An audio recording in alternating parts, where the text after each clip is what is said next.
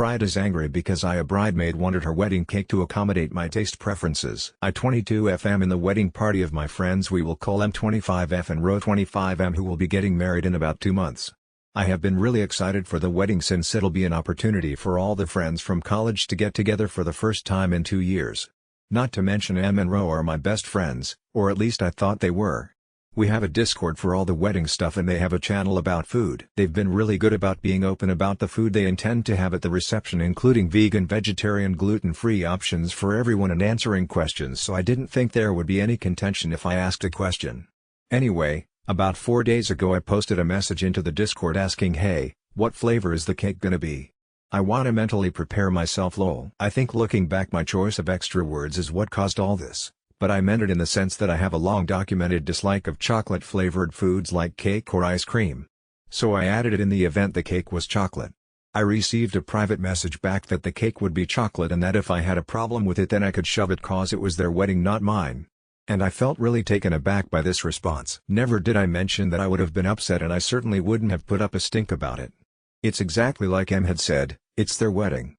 I explained as much and tried to apologize for any offending I did, but she got even more defensive and started basically blasting me for implying that she was offended, and I was just left overall very confused. I gave it 2 days before I tried to apologize again and smooth it over, figuring she may have just been having a bad day, but I got shut down again telling me she didn't need my apology cause nothing was wrong and I need a time stop trying to make it seem like shit was wrong between us and to just drop it. I texted Ro to see if I could gauge what was going on since he and I have always had an open dialogue about things like this, but he basically just told me he couldn't talk to me right now and I have to imagine it's cause M told him not to. It's been 2 days since then and I'm just really confused. This whole thing has made me want to drop out of the wedding party and honestly not go at all.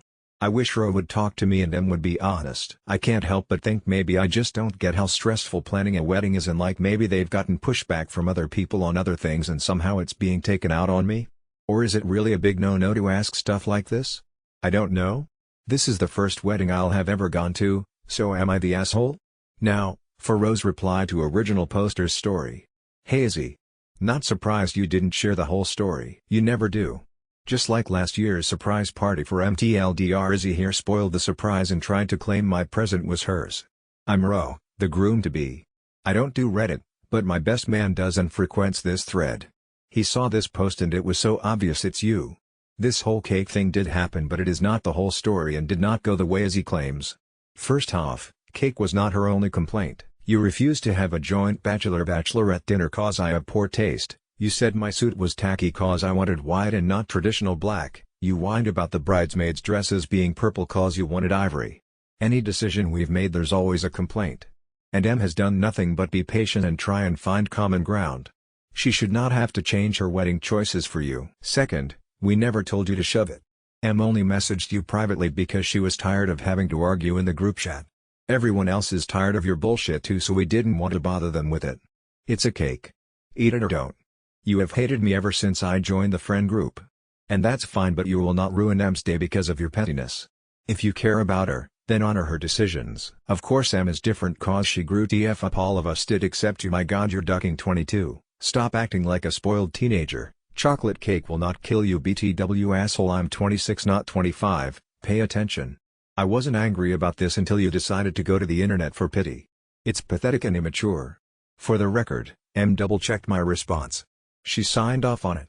Get it together. Original poster TS pathetic and immature to anonymously post asking for advice on Reddit, but you coming here starting shit and posting my real name isn't? Okay, Marcus, since we're not hiding anymore, how does it feel to have your shit aired for real? Here's how I know M didn't sign off. BQAce she never would have agreed to using my real name. You're just trying to get me upset at her too. She's my best friend, and I should have known you'd do this. You always try to manipulate us into being mad at each other. Case in point, when I had planned this really awesome dinner for just her and you had to plan her surprise party for the same day. I just wanted alone time with my best friend, but you couldn't wait one day for the party. M has known me far longer than you, and no offense, I'm sure I know her better than you do, but I've kept my mouth shut because I love her and just want her to be happy. I complain about everything? Then how come I've never said anything about the hundreds of times you've made M cancel plans with me to go hang out with you?